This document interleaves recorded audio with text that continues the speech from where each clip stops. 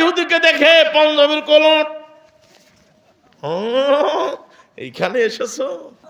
আসি আল্লাহর নবীকে বলতেছে, মুহাম্মদ, আবু বকর আমারে ঘুষি মেরে 16টা দাঁত ফেলাই দিয়েছে, বিচার চাই। আল্লাহর নবী বলছেন, না, এটা আবু বকরের কাজ না, এটা উমরের কাজ।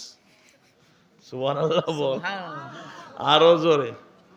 কেননা হযরত আবু বকর হলো সবচাইতে নরম মানুষ, আর গরম হযরত উমর, যে রাস্তা দিয়ে গেলে 40 দিন শয়তান তার সম্মানের থেকে যায় না।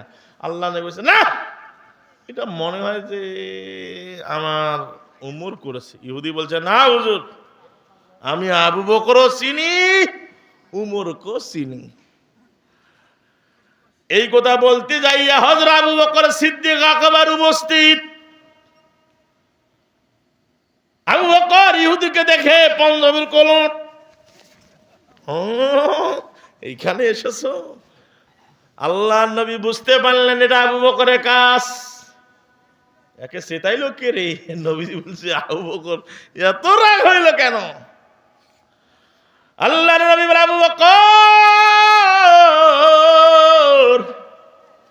তুমি কি ইহুদিকে ঘুষি মেরে দাঁত ফেলাই দিয়েছো?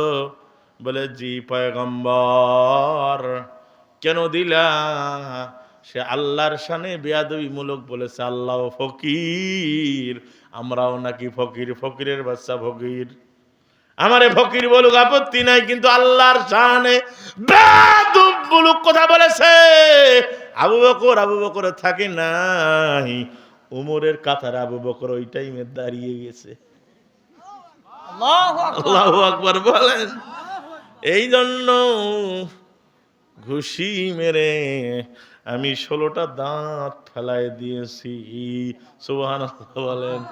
আল্লাহ কয়, জিবরাইল আর করো না দেরি, চলে যাও তাড়াতাড়ি নবীকে যে বলো আবু বকরের হাতের সাথে আবু বকর একাই 16টা দাঁত ফেলায় দেয় নাই, আবু বকরের হাতের সাথে আমার আল্লাহর কুদরতি হাত যোগ হইয়া খুশি মেরে 16টা দাঁত ফেলায় দেওয়া হয়েছে। আল্লাহু আকবার বলেন। আল্লাহ দিন কায়েমের জন্য, ইসলামের জন্য যখন মানুষ রক্ত দেয়, তাজা রক্ত দেয়, মনে করতেছেন পা কাটা গেছে, হাত কাটা গেছে, কল্লা গেছে, না, পিপিরার কান যেমন কামড়ের যন্ত্রণা যেরকম হয় এরকম আল্লাহ তাকে দেয়। সুবহানাল্লাহ বলেন, আরো জোরে বলে। হুজুর, ফেরেশতা এসে বলছে, পয়গম্বর, ওটা আবু বকরের হাত ছিল না, এটা আল্লাহর হাতও ছিল। আল্লাহ দেখছেন যে আবু বকরের দেখি সে নিজের শক্তি প্রয়োগ করে তাকে মারে নাকি। আমি দেখলাম আবু বকরের অন্তরে খবর কে জানে? আল্লাহ। আরো জোরে, আরো জোরে। একদিন বিশ্বনবী ওয়াজ করতেছেন, আয়েশা সিদ্দিকা পিছনে বসা। বলে, আয়েশা, আকাশের তারকা যতগুলো আছে দেখতেছো, এর চাইতে বেশি নেকি আছে আমার এক সাহাবীর। সুবহানাল্লাহ বলেন, আরো জোরে। আয়েশা সিদ্দিকা মনে করছে নিশ্চয়ই আমার বাবার কথা বলবে আবু বকর। বলছে, হুজুর, সেটা কে? এত নেকি কামাই করছে কে? সুবহানাল্লাহ বলবেন না? আল্লাহর নবী বলছেন, আয়েশা, সেই নেকিটা কামাই করেছে হযরত উমর। মহিলা মানুষের মনটা একটু খারাপ করলেন, মনটা নরম করলেন। নবীজি বুঝতে পারলেন, যদি বাবার কথা বলতাম মনটা খুশি হতো। আয়েশা বলেন, ইয়া রাসূলুল্লাহ, আমি মনে করেছি আমার বাবা বুঝি হবে। আল্লাহর নবী বলেন, না না না, তোমার বাবার আমল কি আমল তুমি জানো? যেদিন গারে সুরের ভিতরে তোমার বাবার চরুরের উপর আবরণের উপরে মাথারা দিয়া আমি পয়গম্বর যখন ঘুমিয়ে গিয়েছিলাম, ওই যে বিষাদর সাপ ওই গুহার ভিতরে ছিল, আমার দেখার জন্য সাপ পাগল হয়ে গেছিল, কোনো ছিদ্র পায় নাই, রুমাল ছিঁড়ে ছিঁড়ে তোমার আব্বা সব গর্তগুলো বন্ধ করে দিয়েছে। একটা গর্তর মধ্যে তোমার বাবা পা সাপ দিয়ে ধরেছে। সাপ আল্লাহকে বলেছিল, আল্লাহ, রহমতের নবী, মায়ের নবী, সাইয়্যিদুল মুরসালিন, রাহমাতুল লিল আলামিন, তাকে দেখবো, আমি সাপ জীবন ধন্য করব। কিন্তু সুযোগ পাচ্ছি না। আবু বকর যেভাবে পা ধরে চেপে দিয়ে ধরেছে, আমি যদি আজকে পয়গম্বরকে চাঁদ হারিয়ে ফেলে যদি দেখতে না পারি, তাহলে আমার অন্তরের মধ্যে প্রশান্তি আসবে না। এই জন্য আবু বকর পায়ের মধ্যে সাপ সবল দিল। বিষাদর সাপের সবলে আমি ঘুমিয়ে গেছিলাম, তোমার আব্বা কালো হয়ে গেছে। টপ টপ করে বিষের যন্ত্রণা যখন শুরু হয়ে গেছে, চোখের পানি, আবু বকরের চোখের পানি এক ফোঁটা যখন আমার চেহারা মোবারকে পড়ে গেছে, আমার ঘুম ভেঙে গেছে।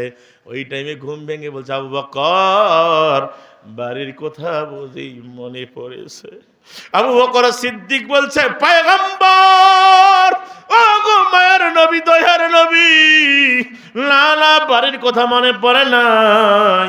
পয়গম্বর সন্তানের কথা মনে পড়ে নাই। আপনি যখন ঘুমিয়ে গেছেন, আমার নিশ্চয় পায়ের ভিতরে বিষাদর সাপ বুঝি সবল মেরেছে, তার বিষের যন্ত্রণায় আমি সহ্য করতে পারি না। চোখের পানি বুঝি আপনার শরীরের মধ্যে পড়ে গেল, আপনার ঘুমটা ভেঙে গেছে, বেয়াদবি হয়ে গেছে বুঝি নবী। আল্লাহর নবী বলে, কেন আমারে জাগালি না? আবু বকর বলে, হুজুর এই অবস্থায় যদি মারা যাইতাম, আপনি ঘুম ভেঙে আমারে দেখতেন, নবীজি খুশি হয়ে যেতেন, জান্নাতে আপনার সাথী হয়ে যেতাম। আল্লাহু আকবার বলে। আল্লাহর নবী কি করলেন? নবীজির থুতু মুবারক ছিল অ্যান্টিবায়োটিকের কাজ, থুতু মুবারক দিয়া পয়গম্বর ক্ষত স্থানে লাগাই দিলেন। সাথে সাথে আমার ভাইরা আবু বকর সুস্থ হয়ে গেল। সুবহানাল্লাহ। আল্লাহর নবী বলে, আয়েশা তোমার বাবা আবু বকর ওই দিনের আমল, যত উম্মতে মুহাম্মাদি আছে সবার আমল যদি এক পাল্লায় দেওয়া হয়, একদিনের আমলের ধারের কাছেও হবে না। আল্লাহু আকবার বলেন। এ মুসলমান ভাইরা কষ্ট হয়? জোরে বলেন। এই যে আমি আপনাদের সামনে যে কথাটা বলতে চেয়েছি, 1 মিনিটে শোনাই দিয়ে যাব। আমার ভাইয়েরা, মহিলাকে সন্তান বলছে মা কেঁদো না। বাবার মুখে শুনেছি আমার বাবা বলছে উমরও হলো উম্মতের জন্য রহমত। কয় না রে বাবা, তোমরা জানিও না, উমরের গোলার মধ্যে গামছা পরার জন্য আমি চেয়েছিলাম, এই মুসাফির নিশ্চয়ই বলে দিয়েছে আজকে বিচার হয়ে যাবে। সেনাপতির পা ধরেছে, সেনাপতি বলো হযরত উমর কি বলেছে, কি বিচার দিবে? সেনাপতি ডাক দিয়া বলে, ও বাবা, নামাজের পরে হযরত উমর আজকে ঘোষণা করে দিয়েছে একজন শক্ত জালেমের বিচার হবে, শক্ত জালেমের বিচার হবে, শক্ত জালেমের বিচার হবে। তোমাদের কথা বলেছে, আমার পাঠায় দিয়েছে, জোর করে হইল তোমাদের কিনে যেতে হবে। সন্তান বলছে, ও সেনাপতি, বাবা মরে গেছে, মা যদি আজকে ফাঁসির আসামি হয়, কারে মা বলে ডাক দিব বলো তো? বিচারটা একটু হালকা করা যায় কি না একটু বলো তো সেনাপতি, যেহেতু উমরের সাথে তুমি সব সময় থাকো, বিচারটা একটু হালকা করা যায় কি না?